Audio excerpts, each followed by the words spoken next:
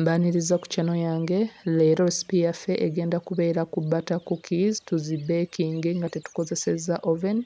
Tugenda kubeera nga tuzikola in 3 variations nga bw'oti bw'olaba. Eno cookie box nnungi gy'osobola okubeera ng'okolera abantu bo. Beera nga ofuna sukaali, tugenda kubeera nga tumuggrindinga. Wano tugezaako kubeera nga tukola castor sugar. Oyo abeera mu fine particles but nga si icing sugar because icing sugar abeera alimu cornstarch.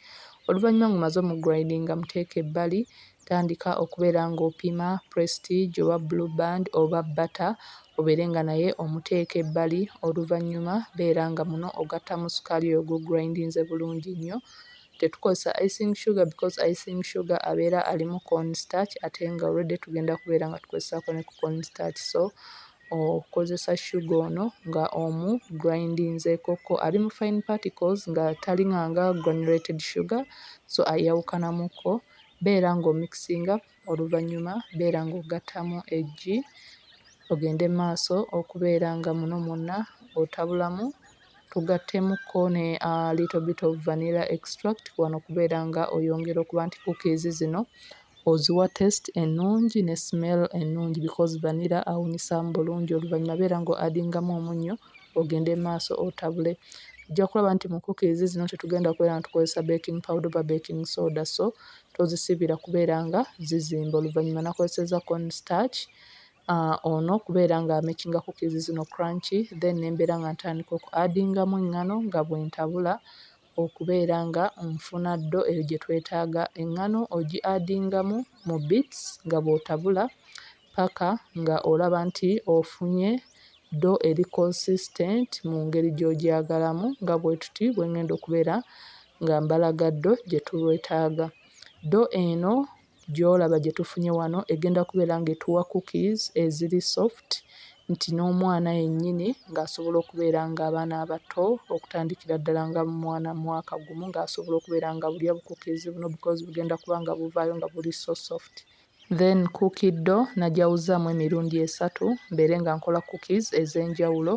Wano ezasoose nasoose kubeera nga nkola za Oreos, nazikutte biscuit ono ne mbeera nga mumenyaamenyaamu bu pieces obutonotono. Oluvannyuma ngenda kubeera nga buno tubugatta mu part emu oba 1/3 ya cookie dough eno tubeere nga tutabulamu bulungi nnyo. Osobola okubeera nga okozesa this cookie butter n'obeera ng'okola cookies ez'enjawulo ez'ebika eby'enjawulo. Osobola okubeera ng'okozesa biscuit ow'ekika ekirala n'omugatta muno n'obeera ng'oggyamu this kind of cookies oba n'oba ng'ogasseemu chocolate.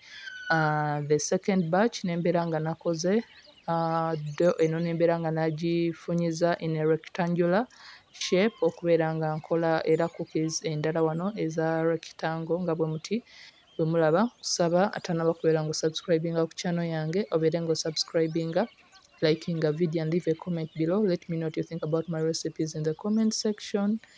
Nkusaba obeere nga onyiga kade, obeere ng'otaninga on notifications, obeere notified buli mba postinze video empya. Buli wonyiga kade nkusaba ogende mu maaso onyige ku all notifications obeere nga notifications za video zange zonna ozifuna. Wano ngezaako kubeera nga nfuna cookie dough eri mu rectangular shape, then making sure nti buli gy'omala cookie dough ogiteeka mu fridge. Tugenda kuzireka zino zisobole okubeera nga zifaminga up okumala essaawa nga 2 because osobola okugiraba kati nti zonna zirebera singa oba tozitadde mu fridge otuuka oba togenda kufuna cookie dough like ng'obakinga right now, so weetaaga nga zimaze okuba nga zikalubamu nga butter oli akalubyemu n'olyoka obeera nga obakinga.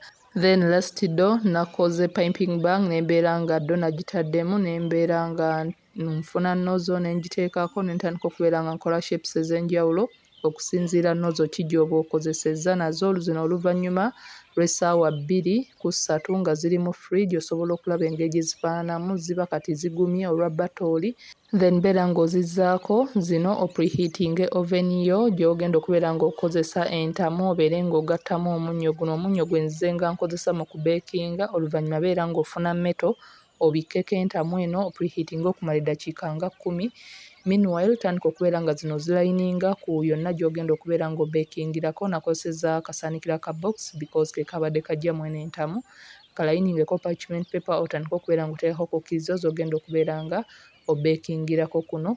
Tugenda kubeera nga oluvannyuma lw'eddakiika 10 muli munda mwonna entamu eba eyokya, then teekamu cookies zino obikkeko obekingire okumala eddakiika 8 ku 10.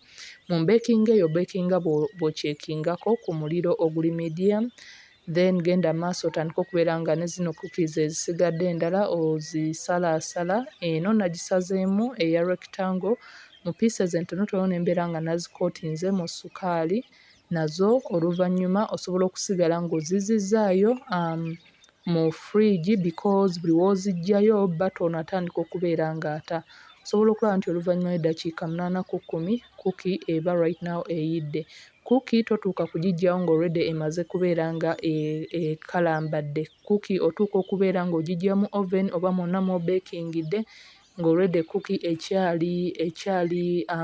ekyali soft such that ewolera wali eri ng'ogitadde wali, then nga cookies ozimaze zonna okubeera nga ozi-preparinga, ng'oziservinga, ng'ozipackaginga, ng'ozenjoyinga ne famire yo. This can be a cookie box for you gy'osobola okupreparingira abantu bo. Eri so simple for Ramadan, for Eid, for any other occasion gy'oyinza okubeera ng'oyina. Osobola okulaba nti bugonda nnyo, abaana basobola okubeera nga babulya, basobola okubeera nga babwagala, nga babwenjoyinga. Until next time, thanks for watching. Kindly check out my other videos, my other recipes. Let me know what you think about them in the comment section. Thanks for watching.